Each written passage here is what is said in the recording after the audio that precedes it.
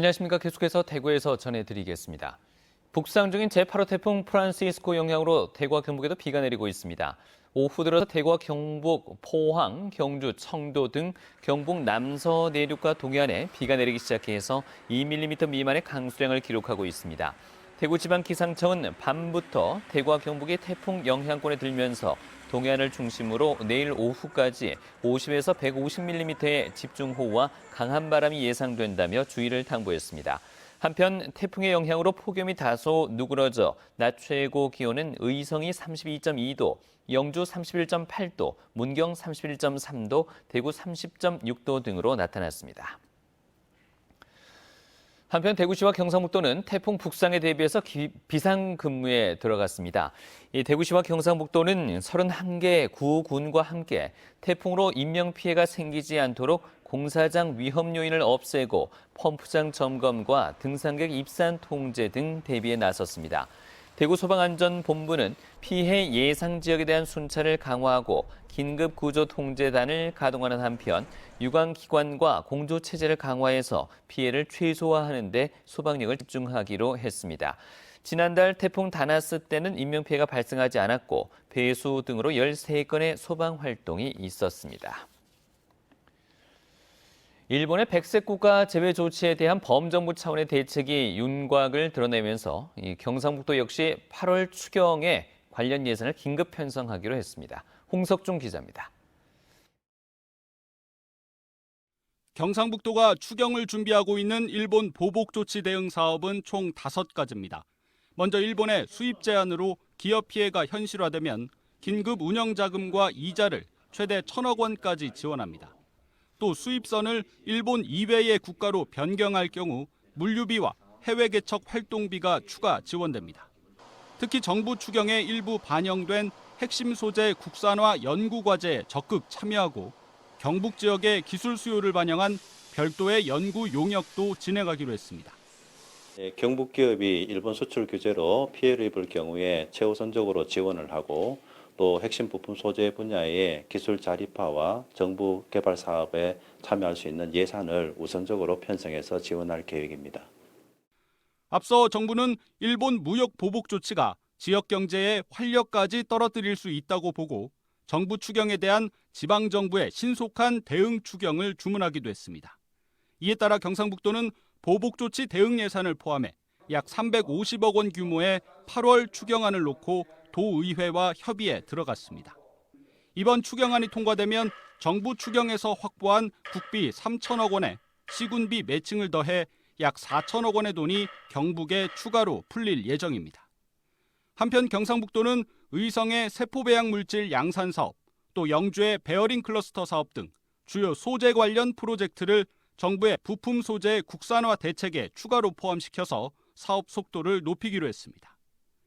MBC 뉴스 홍석준입니다. 경북도의회 의장단과 3당 원내대표 그리고 각 상임위원장들이 오늘 일본의 경제 도발을 규탄하는 성명서를 발표했습니다. 참석자들은 우리 사법부의 판결을 경제 및 안보와 연계시킨 일본 정부의 이번 조치를 졸렬한 보복행위이자 전범 국가의 경제 침략 행위로 규정하고 군국주의의 부활을 꾀하려는 야욕에 분노를 금할 수 없다고 강하게 비판했습니다. 경상북도 의회는 오는 21일 개회하는 임시회 본회의에서 별도의 일본 규탄 결의안도 채택하기로 했습니다. 구미 탄소 섬유 생산 기업들이 일본의 화이트리스트 배제로 원료 수급에 영향을 받을 것으로 보입니다.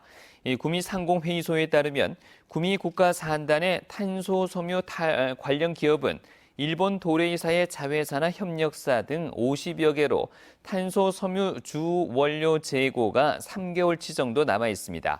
지금까지 일본에서 재료를 수입하는 데 일주일 정도 걸리던 것이 앞으로는 훨씬 길어질 전망이어서 일본에서 부품과 소재를 수입해 생산하는 업체들이 차질을 빚을 것으로 보입니다.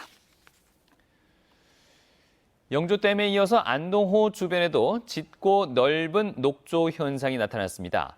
안동호 녹조는 지난달부터 발생해서 현재 상류 지역을 따라 긴 띠를 형성하고 있는데 최근 폭염으로 인해 수온이 올라가면서 부영양화가 진행됐기 때문으로 분석됩니다.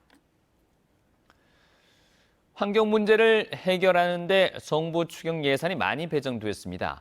경상북도는 미세먼지 저감과 방치 폐기물 처리에 당초 312억 원을 배정했는데 추경에서 364억 원을 더 확보하면서 환경 분야 국비가 2배 이상 늘었습니다. 경상북도는 의성 쓰레기 산을 치우는 데 99억 원을 쓰고 경북 지역 방치 폐기물 처리에 158억 원, 노후 경유차 조기 폐차 지원에 97억 원을 사용합니다. 시민단체들이 영남대 의료원에서 고공농성 중인 해고자의 인권과 안전을 보장하라며 영남대 의료원의 대책을 촉구했습니다.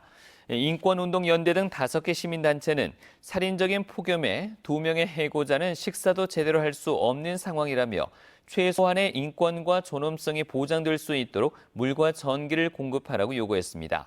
영남대 의료원 해고 노동자 2명은 복직과 노조 파괴 진상조사를 요구하며 의료원 응급센터 옥상에서 한 달 넘게 고공농성을 벌이고 있습니다. 의성경찰서는 어제 오후 2시쯤 여관 운영을 맡아오다 임금을 받지 못하자 주인을 흉기로 찌른 50대 관리인 A씨를 살인미수 혐의로 체포해서 조사 중입니다.